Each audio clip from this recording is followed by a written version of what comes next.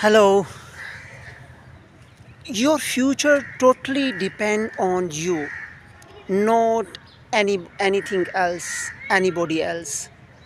If your uh, if your aims clock wake you up in the morning instead of your mobile's alarm or your watch alarm, it means you gonna be successful. You will catch success in near future.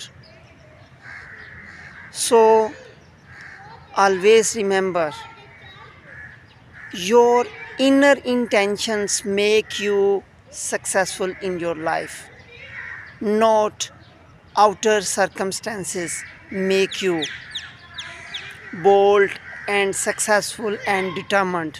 Thank you.